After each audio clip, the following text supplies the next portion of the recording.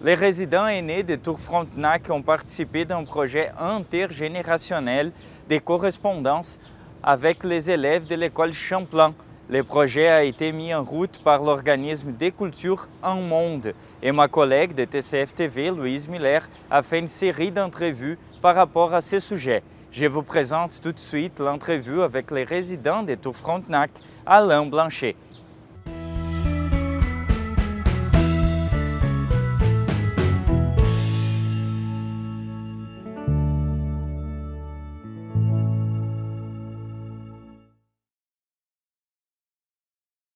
Je suis présentement avec M. Alain Blanchette. Bienvenue. Bonjour Louise. Ça va bien? Ben oui, ça va. Oui. Merci de l'invitation. Ça fait plaisir.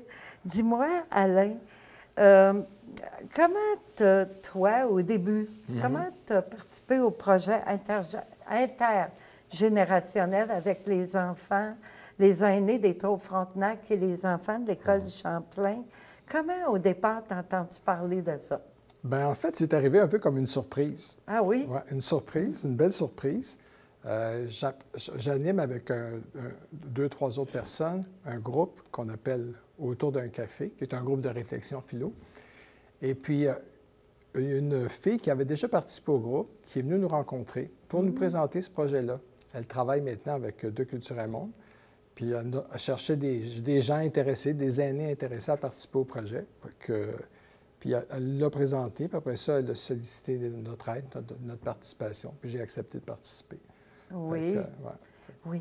Puis, je sais aussi, j'ai entendu à travers les branches que tu es allé visiter l'école Champlain avec une autre participante dans les Tours Frontenac. Comment ça s'est déroulé, la visite à l'école? Ça a été vraiment intéressant. Bien, j'avais déjà vu cette école-là. Je connaissais l'immeuble. J'étais passé plusieurs reprises devant. Puis, j'ai déjà connu dans le temps une femme avec laquelle j'ai perdu contact, qui a enseigné dans cette école-là pendant plusieurs années. Fait que je n'avais un peu entendu parler. Mais c'est la première fois que j'entrais dans l'école. Alors, d'abord, physiquement, c'est une école, je dirais, des années 70 probablement. C'est l'époque où on faisait des écoles pas de fenêtres, ou à peu près pas. Oui. Et puis, mais c'est une école qui a l'air assez neuve. C'est une école qui avait été conçue pour, comme on faisait à l'époque, dans les années 70, l'époque des aires ouvertes. C'est-à-dire qu'on faisait un grand espace, il n'y avait pas de cloison. Et puis alors on a repris cette école-là, on l'a cloisonnée maintenant. C'est une école qui est sur 3 étages.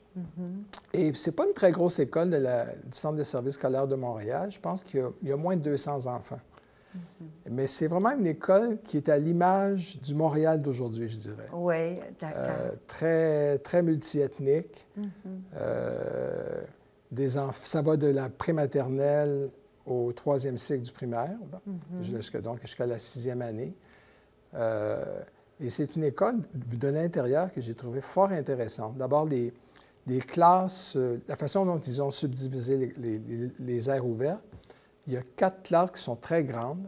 Alors, ça permet beaucoup de latitude aux professeurs qui ont organisé leur local avec des coins ordinateurs, des plantes. C'est très, très bien.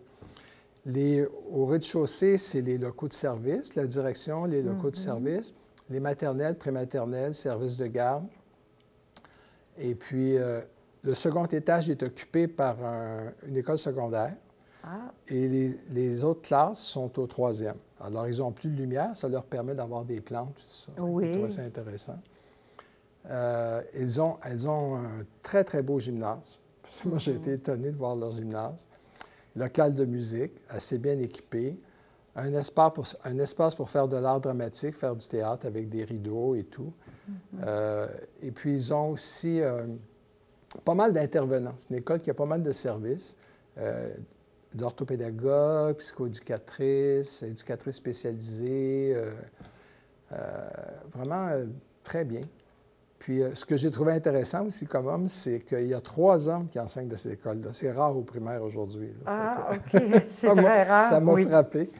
Mais non, puis on a été accueillis par la titulaire du groupe de 6e année avec lequel on a fait l'échange. Une femme extrêmement dynamique, très impliquée auprès de ses enfants, de ses jeunes. En tout cas, c'était très motivant. Très, très motivant. Oui. tu n'étais pas tout seul, hein? Il y avait une autre participante. C'est ça, je suis allé avec une autre participante qui, elle, a pris des photos. On nous avait demandé de prendre des photos pour pouvoir les présenter au groupe la semaine suivante, quand on viendrait.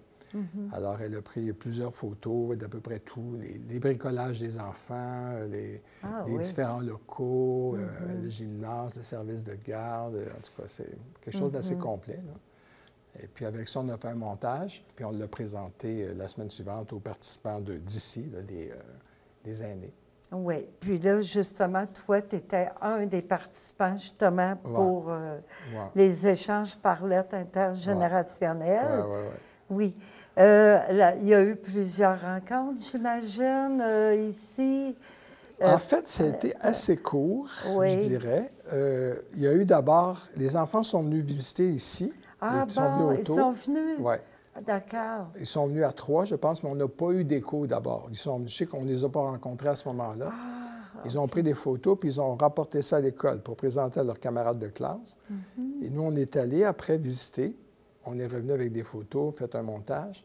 Ensuite, on a reçu une première lettre des enfants à laquelle on a répondu.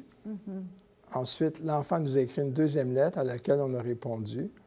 Et la troisième lettre, les enfants venaient lui l'apporter.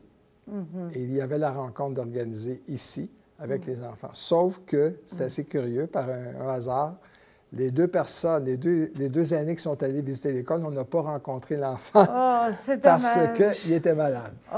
Mais dommage. on essaie d'organiser quelque chose avec le titulaire. Avec eux autres. Oui. Donc, si je comprends bien, chaque personne qui participait au projet, chaque aîné, était jumelé avec un enfant du primaire de l'école. Ces enfants-là, est-ce que c'était des enfants qui provenaient tous de la même classe? Oui, c'est organisé avec une classe de 6e année. Ah, d'accord. Et puis, c'est ça. Je pense qu'une classe de 17. Les classes ne sont pas très grosses à l'école Champlain. Je pense que le maximum, c'est 20. D'accord. C'est pas des grosses classes de 30 enfants. Il y a de l'espace, on sent que c'est aéré. Oui, c'est une belle école. Puis, pour toi, est-ce que ton enfant participait? Est-ce que c'était un petit garçon, une petite fille? Moi, c'est une petite fille. Une petite fille, oui. Une petite fille qui me semble avoir une histoire assez intéressante. Dans sa première lettre, elle m'a décrit un peu son cheminement. Elle semble avoir voyagé un peu. Fait que ça ne doit pas faire très longtemps qu'elle est ici. Ah bon? Elle a dit qu'elle est allée dans certains pays. Là, que ça m'a... J'ai trouvé ça... J'ai dit, oups, c'était un enfant qui a vu du pays déjà, là, pour un enfant de 11-12 ans. Et puis, non, elle s'est présentée. C'était bien, d'ailleurs. Une belle lettre. Elle me posait des questions. Que je me présente moi aussi, raconter un peu mon histoire, tout ça. Fait que ça a été intéressant. Oui, elle posait beaucoup de questions. Bien, elle s'est présentée, puis elle me demandait de me présenter. Enfin, pas de façon formelle, dire un peu qui j'étais, puis ma famille, ce que j'avais fait. Bon, ça a été l'occasion, comme elle parlait de voyage, je lui racontais que moi aussi, j'avais vécu à l'étranger, puis il y a des choses comme ça. Fait que, ça favorisait un échange. Oui. Ici, avec les aînés, puis l'intervenante, Gabrielle, est-ce qu'il y a eu plusieurs rencontres là, avec le groupe des aînés qui participaient? En fait, quelques rencontres, hein, je pense. On a eu, on a rédigé les lettres qu'on envoyait aux enfants, on les a rédigées ensemble. Ah, ici, sur place? Sur place. OK. Alors, on a eu une première rencontre pour présenter l'école. Oui. Présenter un peu le projet à l'ensemble du groupe. Ensuite, on a eu une deuxième rencontre où on a reçu la première lettre, on a rédigé notre première lettre.